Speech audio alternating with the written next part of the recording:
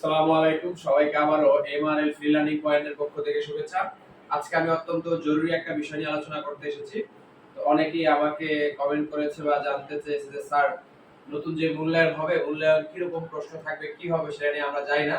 তো তারই ধারাবাহিকতায় আজকে আমি কিভাবে তোমাদের মূল্যায়ন হবে, কি প্রশ্ন থাকতে পারে এবং কিভাবে তোমরা প্রস্তুতি নিবে অল্প সময় সেই বিষয় নিয়ে আমি এখন কথা বলতে যাচ্ছি।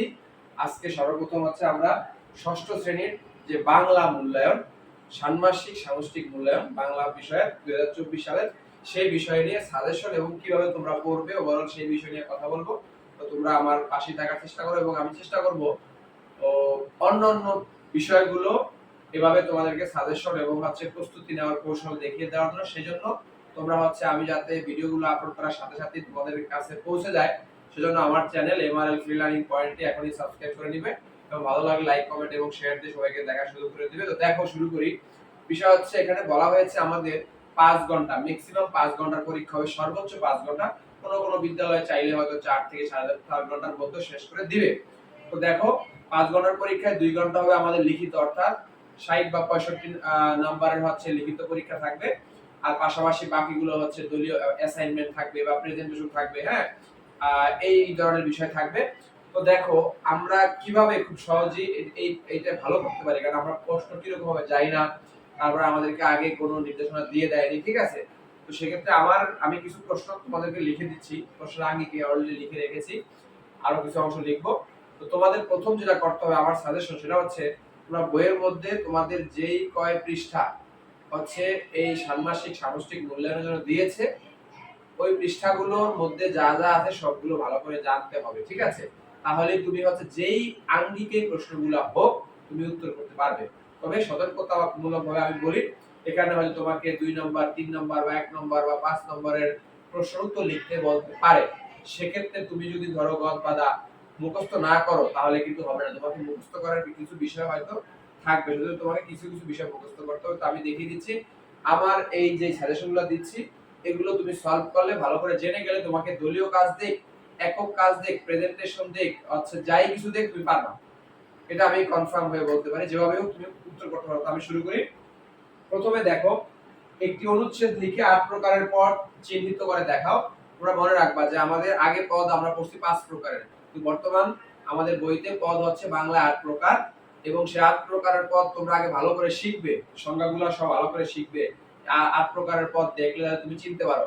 তো তোমাকে বলবে একটা অনুচ্ছেদ লেখো, ছোট হাফ পৃষ্ঠা বা 1 পৃষ্ঠা লিখে সেখানে কোনটা কোন পদ তুমি দাগ দিয়ে দাও।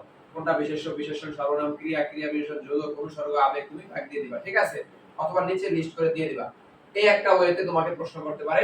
আরেকটা এটা তোমার একক কাজও হতে পারে, দলীয় কাজ হতে পারে, কোনো সমস্যা নেই। আরেকটা তুমি মোট কথা শিখলে এনিহাও পারবে। এরপরে 2 নম্বর কাজ এই প্রশ্নটা কেমন ভাবে ঘুরিয়ে করতে পারে, তোমাকে প্রশ্নের মধ্যে একটা অনুচ্ছেদ দিয়ে দিতে পারে, অথবা বইয়ের একটা গল্প বা যে কোনো একটা কিছু থেকে বলবে যে এখান থেকে তুমি এই 8 প্রকারের পদ চিহ্নিত করে দেখাও, বা তোমাকে নির্দিষ্ট করে দিবে যে এই 5 প্রকারের চিহ্নিত করে দেখাও, এই 2 প্রকারের পদ চিহ্নিত করে দেখাও।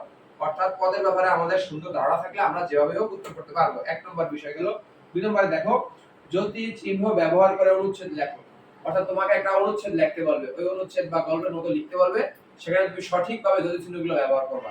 দাড়ি, কমা, ক্লোন, সেমিকোলন, হাইফেন, উদ্ধৃতি চিহ্ন, হ্যাঁ, প্রশ্ন চিহ্ন, বিস্ময় চিহ্ন, যাই আছে এভরিথিং তুমি সুন্দর করে ব্যবহার করবা। এটা তুমি নিজে অনুচ্ছেদ লিখে সেখানে সঠিকভাবে ব্যবহার করবা। অথবা তোমাকে একটা অনুচ্ছেদ দিয়ে দিবে, দিয়ে বলবে এই অনুচ্ছেদে তুমি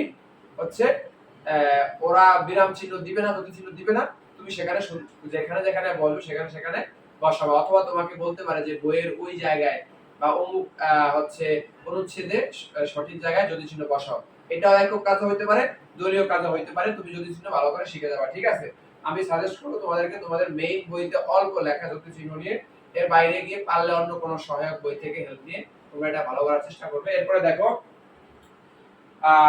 বাক্য কাকে বলে, বাক্যের প্রকারভেদ। দেখো, আমরা একটা বিষয় জানা খুব জরুরি, আশা করি তোমরা অলরেডি ইতোমধ্যে এটা শিখেছো যে আগে কিন্তু বাংলা বাক্য ছিল 5 প্রকার এবং ইংরেজি বাক্য কিন্তু 5 প্রকার আমাদের। তো বাংলায় এখন বাক্য 4 প্রকার।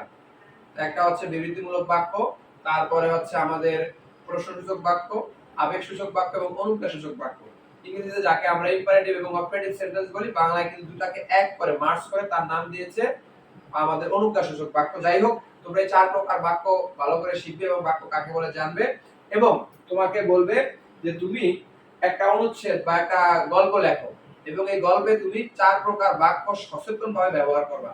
তুমি শুধু বিবৃতিমূলক বাক্য আর প্রশ্নবাচক বাক্য দিয়ে করলে হবে না, তোমাকে 4 প্রকার বাক্য ব্যবহার করে লিখতে বলতে পারে, অথবা তোমাকে একটা অনুচ্ছেদ তারা দিয়ে দিবে, বা একটা নাটক বই থেকে বলবে যে সুখী মানুষ নাটক বা অমুক গল্প বা হচ্ছে অমুক জায়গা থেকে, হ্যাঁ, প্রবন্ধ থেকে তুমি হচ্ছে 4 প্রকারের বাক্য খুঁজে বের করো। ঠিক আছে, এটাও দলীয় কাজ হতে পারে, একক কাজ হতে পারে, তুমি মোট কথা বিষয়টা শিখে নিবা। তারপরে দেখো, খুব সহজ, বাক্য কাকে বলে লিখলে বললে বাক্য কাকে বলে লিখবা, তারপরে 4 প্রকার বাক্য আসতে পারে, 4 প্রকার বাক্য কাকে বলে উদাহরণ সহ লেখো, উদাহরণ দিয়ে লিখে দিবা, বইতে আছে। ঠিক আছে, এরপর দেখো, এটা খুব সিম্পল, শব্দের মুখ্য অর্থ এবং গৌণ অর্থ এবং বাক্যে প্রয়োগ করে দেখো। অর্থাৎ আমরা বইতে ছিল যে একটা শব্দের একটা মুখ্য অর্থ থাকে এবং অনেকগুলো গৌণ অর্থ থাকতে পারে, তোমরা আশা করি এগুলো শিখেছো। তো এই মুখ্য অর্থ এবং গৌণ অর্থ তোমাদের বইতে যেগুলো দেওয়া আছে সেগুলো ভালো করে পড়বা।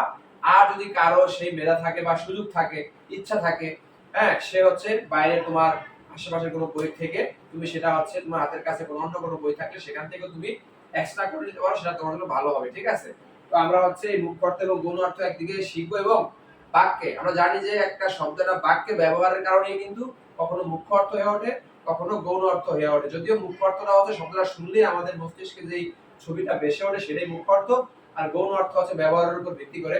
সো এভাবে বাক্যে তোমাকে দেখাইতে পারবে যে মুখ্য অর্থ বোঝায় এরকম বাক্য ব্যবহার করে দেখাও, গৌণ অর্থ বোঝায় এরকম বাক্য ব্যবহার করে দেখাও। তো এক্ষেত্রে আমার মনে হচ্ছে এই পার্টটা কিন্তু একক কাজ দেওয়ার সম্ভাবনা বেশি, যদি দেয় দলীয় কাজ দেওয়ার সম্ভাবনা খুবই ক্ষীণ, খুবই কম। ঠিক আছে, তো এই ছিল প্রথম অংশ।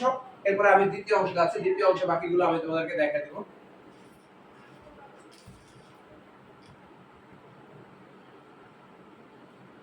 দেখো, এই পর্যায়ে আমরা হচ্ছে পরবর্তী অংশে যাব, কিভাবে কি করতে হবে।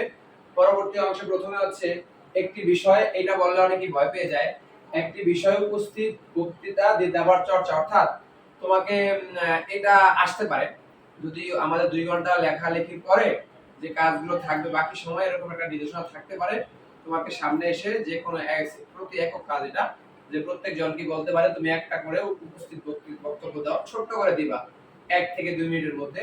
সেটা হতে পারে ভাষা আন্দোলন, 21শে ফেব্রুয়ারি, 26শে মার্চ, হ্যাঁ, তোমার বিদ্যালয়, তারপরে হচ্ছে তোমার হচ্ছে ইত্যাদি, এরকম যে কোনো বিষয় নিয়ে তোমাকে একটা উপস্থিত বক্তব্য দিতে বলতে পারে। এজন্য আমি তোমাদেরকে সাজেস্ট করব অন্তত একটা বিষয় নিয়ে তুমি একটা তোমার একটা বক্তব্য মাথার মধ্যে রেডি করে যাবে। যদি তোমাকে শিক্ষক কোনো বক্তব্য নির্দিষ্ট করে না দেয় সেক্ষেত্রে তুমি তোমার ওইটাই বলে দিবা।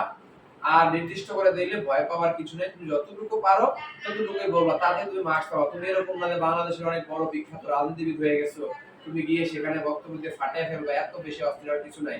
তুমি তো হয়তো বলে যাও, বাট তুমি যদি নাই বলতে পারো তাহলে কি হবে? তুমি বক্তব্যের মতো বলার চেষ্টা করো, যতটুকু হয় দ্যাটস এনাফ। ঠিক আছে, এরপরে আসো, আঞ্চলিক শব্দ লেখো এবং শব্দগুলোর প্রমিত রূপ লেখো। খুবই জরুরি, তোমাকে বলবে যে তুমি 10টা বা 15টা আঞ্চলিক শব্দ লেখো এবং এই শব্দগুলোর প্রমিত রূপ লেখো। যেমন টাহা, কোন এলাকার মানুষ টাহা বলে, আসলে হবে কি টাকা। আবার বরিশালের মানুষ বলে মনু, মানুষকে বলে মনু। পানিরে নোয়াখালীর মানুষ বলে হানি। সো এরকম তোমরা নিজেরাই আঞ্চলিক শব্দ, বিশেষ করে তোমার নিজের এলাকার আঞ্চলিক শব্দগুলো তুমি লেখার চেষ্টা করবে। আঞ্চলিক শব্দগুলো লিখে তার প্রমিত রূপ লিখবে। ঠিক আছে, এবং আরেকভাবে আসতে পারে, তোমাকে একটা আঞ্চলিক বাক্য লিখতে বলবে হচ্ছে এটা প্রমিত বাক্য লেখো। ওই আঞ্চলিক শব্দগুলো ব্যবহার করে তুমি আঞ্চলিক বাক্য লিখবে এবং তার প্রমিত রূপ করবে। এজন্য তুমি তোমার অঞ্চলে ব্যবহার করা এরকম 20টা, 30টা, 50টা আঞ্চলিক শব্দ মাথার মধ্যে নিয়ে রাখো। তুমি জানো, তুমি অবশ্যই এসব শব্দ জানো, তুমি শত শত শব্দ জানো, জাস্ট তোমার হয়তো মাথায় তুমি ওই কাজ করবে না পরীক্ষার সময়। জন্য আমি বললাম যে আগে থেকে তুমি ওগুলো মাথায় নিয়ে নেবে। তোমার বাড়ি ঢাকা হোক অথবা বাংলাদেশের যে প্রান্তেই হোক, ঢাকারও তো হচ্ছে তোমার ওই অঞ্চলের মানুষের ঢাকায় ভাষা আছে, ঠিক আছে, সেটা ব্যতিক্রম। আর অন্যান্য এলাকা তো আছে অবশ্যই। ঠিক আছে, তো যাই হোক, এভাবে করবা। এরপর দেখো 3 প্রকারের সর্বনাম, এগুলো দিয়ে বাক্য তৈরি, এটাও খুব জরুরি। আমরা জানি সর্বনাম 3 প্রকার, মানি সর্বনাম, ঘনিষ্ঠ সর্বনাম এবং সাধারণ সর্বনাম। তো আমরা এই 3 প্রকারের সর্বনাম শিখবো এবং তোমাকে এরকমও করতে পারে যে এলোমেলো করে 10টা সর্বনাম দিবে, দিয়ে বলবে কোনটা কোন প্রকারের সর্বনাম সাজিয়ে লেখো। এই এক প্রকারে আসতে পারে, এজন্য তুমি ওগুলা শিখতে হবে। পাশাপাশি তোমাকে বলবে 3 প্রকার সর্বনাম ব্যবহার করে তুমি বাক্য লেখো। ঠিক আছে, এই একটা পার্ট। আরেকটা পার্ট সর্বনামের সাথে সম্পর্কিত, এটা আমার কাছে খুবই ইম্পর্টেন্ট মনে হয়, আমি প্রশ্ন করলে এটাই দিতাম। এটা হচ্ছে সর্বনামের সাথে ক্রিয়াপদের পরিবর্তনের সম্পর্ক। দেখো, যদি আমি সংক্ষেপে একটু বলি, আমি যাই, আর আমি এখানে সর্বনাম, ক্রিয়া হয়েছে কি যাই, আর যদি বলে সে যায়, তো সে সাথে কি হয়ে গেল ক্রিয়াপদটা যায়, তিনি যাচ্ছেন, হ্যাঁ, বা আপনি যান, এরকম। অর্থাৎ সর্বনামটা পাল্টালে ক্রিয়াপদও কিন্তু পাল্টে যায়। তো এই যে তোমাকে বলতে পারে যে সর্বনামের সাথে কিভাবে ক্রিয়াপদ পরিবর্তিত হয়, বা সর্বনামের সাথে ক্রিয়াপদের সম্পর্ক কি, এভাবে প্রশ্ন আসতে পারে। তুমি এভাবে হচ্ছে 5টা 10টা বাক্য লিখবা, চেষ্টা করবা ক্রিয়াপদটা যেন একটাই হয়, তাহলে তোমাকে বর্ণনা করতে সুবিধা হবে। এবং সর্বনামগুলো আলাদা আলাদা দেখাবা, দেখা হচ্ছে নিচে গিয়ে তুমি বর্ণনা করে দিবা, যে উপরের বাক্যগুলো দেখা যাচ্ছে যে একই ক্রিয়াপদ সর্বনামের বিভিন্নতার কারণে, সর্বনামের ভিন্নতার কারণে ক্রিয়াপদগুলো আলাদা হয়েছে। যে এই বাক্যে ক্রিয়াপদ এটা, সর্বনাম এটা, পরের বাক্যে ক্রিয়াপদ এরকম হয়ে গেল কারণ সর্বনাম পাল্টে গেল। এভাবে তুমি বর্ণনা করে দিবা, ঠিক আছে? এরপরে আসো ভাষিক ও অভাষিক যোগাযোগ। এই যে আমি কথা বলছি, এটা কিন্তু ভাষিক যোগাযোগ, ঠিক আছে? আর অভাষিক যোগাযোগ ইশারা, ইঙ্গিত, এরকম আর নানান ধরনের বিষয় আছে, ইশারা, ইঙ্গিত। তো সেগুলো কিন্তু অভাষিক যোগাযোগ, মানে ভাষা ব্যবহার করা হয় না। এটার ব্যাপারে অল্প, খুব বইতে অল্প আকারে লেখা আছে, একটু পড়লেই হবে। যদি কথার কথা বলে এটাই কম ইম্পর্টেন্ট, এটা কম ইম্পর্টেন্ট, বা যদি বলে যে ভাষিক যোগাযোগ কি, অভাষিক যোগাযোগ কি, লিখে দিবে উদাহরণ সহ, ঠিক আছে? এরপর আসো যোগাযোগের ক্ষেত্রে বিবেচ্য, তোমাদের বইতে আছে যে যোগাযোগ আমরা যখন একজন, এটা খুব জরুরি, বর্তমান কারিকুলামে কিন্তু এটাকে গুরুত্ব দিয়েছে, যে আমরা যখন একজন মানুষের সাথে যোগাযোগ করব তখন কি কি বিবেচনা নিব, তার সাথে তোমার সম্পর্ক কিরকম, তার বয়স তোমার বয়স কিরকম, তার পেশা তোমার পেশা কি, ইত্যাদি ইত্যাদি, হ্যাঁ, এগুলো আমরা বিবেচনা নিয়ে যোগাযোগ করব, সেগুলো বই থেকে পড়ে নিবা, বাস শেষ। এরপরে আসো সমার্থক ও বিপরীত শব্দ।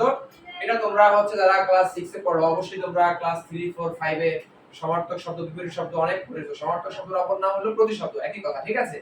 তো তোমাদেরকে হচ্ছে 10টা শব্দ দিয়ে বলবে এটা বিপরীত শব্দ লেখো, বা সমার্থক শব্দ লেখো, এটা বলতে পারে।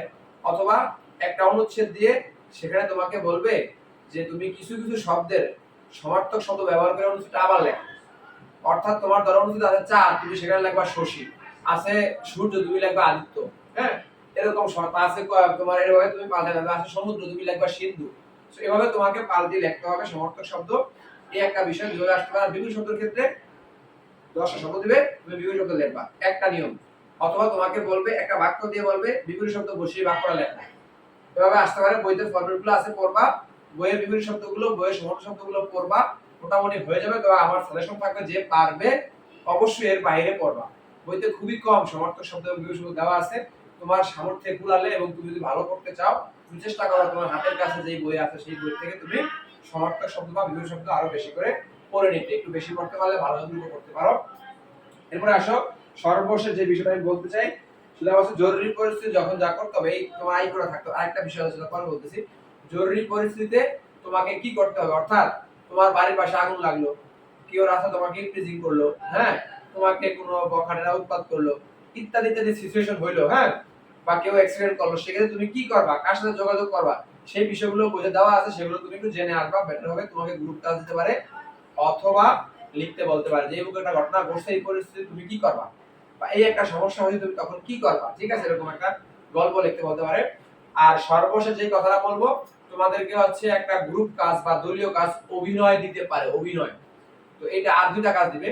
তো অভিনয় দিতে পারে, সেটা তোমার বইয়ের যে পাঠ্যের প্রথম অধ্যায়, যে হচ্ছে আমাদের কি মর্যাদা বজায় রেখে যোগাযোগ করি, এখানে তোমাকে একটা গ্রুপ করে 5 জন 7 জন 10 জনকে সামনে এনে বলতে পারে যে এরকম একটা পরিস্থিতি দিয়ে দিবে, তোমার চাচা অসুস্থ, তোমরা পরিবারের সবাই মিলে দেখতে গেছো, তুমি তখন কি করবা, বা রাস্তায় একজন মুসির কাছে তুমি তোমার মা সহ জুতা সেলাই করতে গেছো, তুমি কিভাবে কথা বলবা, চেষ্টা করবা তোমার বয়স যারা বড় তাদের সাথে সম্মান দিয়ে কথা বলার জন্য। অভিনয় করতে দিলে সেভাবে অভিনয় করবা, ঠিক আছে? মনে আত্মবিশ্বাস রাখবা, তুমি কথা বলার চেষ্টা করবা, তোমার গ্রুপমেটরা কথা বলে তুমি দাঁড়ায় থাকবা, তাহলে কিন্তু তোমার শিক্ষকের তোমার দৃষ্টি আকর্ষিত হবে না, ঠিক আছে? শিক্ষক তোমাকে ওভাবে বিবেচনা করবে না, কথা বলার চেষ্টা করতে হবে। আবার কথা বলা মানে যদি অতিরিক্ত কথা বলা, বিশৃঙ্খলা করবা, প্রতিদিন দেখাবা, এরকম না। স্মার্টলি অল্প কথার মাধ্যমে তোমার কাজটাকে তুমি ফুটিয়ে তোলার চেষ্টা করবা, ঠিক আছে? আর লাস্ট একটা বিষয় আমি বলবো, সেটা হচ্ছে তোমাদের বিশেষ করে দুইটা এক কবিতার ছড়া, একটা হচ্ছে পাকাপাকি আর একটা হচ্ছে আমাদের চিঠি বিলি। এই দুইটা বিষয় তোমরা একটু হচ্ছে মুখস্থ করা লাগবে না, একটু আবৃত্তির মতো করার চেষ্টা করবে, ঠিক আছে? তোমরা তো আবৃত্তি শিল্পী না, কেউ কেউ হয়তো পারো, অধিকাংশে পারো না, তোমাদের আবৃত্তি শিল্পী হওয়ার প্রয়োজন নাই। তোমরা হচ্ছে একটু নরমাল বাংলা বলার বাহিরে আমরা যেভাবে কথা বলি তা না বলে একটু হচ্ছে কবিতার মতো করে ছন্দে ছন্দে একটু বলার চেষ্টা করো ভাষায়, হ্যাঁ? আর তোমাকে সামনে দিয়ে তুমি বলে যাবা এখানে একটা আমি সতর্কতা করে দেই, তোমাকে বলতে বললো তুমি বললা না, তুমি কিন্তু মার্কস পাবা না। আর তোমাকে বলতে বললো তুমি বললা, হয়তো অত ভালো হয় না, তাও তোমাকে নাম্বার দিতে বাধ্য, কারণ তুমি বলছো। আর যে বলে না তাকে কি দিবে? ঠিক আছে? তো এই বিষয়গুলো মনে রাখবে। আমি লাস্ট কথা বলতে চাই, এগুলো সবগুলো ভালো করে একটু দেখে পড়ে যাবা। প্রশ্ন যেভাবেই আসুক তুমি লিখতে পারবে, আমি একদম গ্যারান্টি দিয়ে তোমাকে বললাম, এর বাইরে থেকে প্রশ্ন আসার সুযোগ নেই খুব একটা। ঠিক আছে? যাকে হয়তো হুবহু এখান থেকে আসতে পারে, বা এভাবে ঘুরে টুরে আসবে, বা তোমার দলীয় কাজ হোক আর একক কাজ হোক আর যাই হোক প্রেজেন্টেশন হোক, তো এভাবে করার চেষ্টা করবা। আর হচ্ছে আত্মবিশ্বাস রাখবে, প্রথমবারের জন্য ভয়ের কিছু নাই। আর আমি আবারও বলবো, আমি তোমাদের পরবর্তী অন্যান্য সাবজেক্ট গুলো দিয়ে দিব। তো তোমরা এই জন্য আমার চ্যানেলটা এখনই সাবস্ক্রাইব করে রাখবে, ইমরান ফ্রি লার্নিং পয়েন্ট, এবং সবার কাছে যদি ভালো লাগে এই ভিডিওগুলো শেয়ার করবে। আর অন্য কোনো ভিডিও টপিক নিয়ে ভিডিও চাইলে আমাকে কমেন্ট বক্সে জানাবে।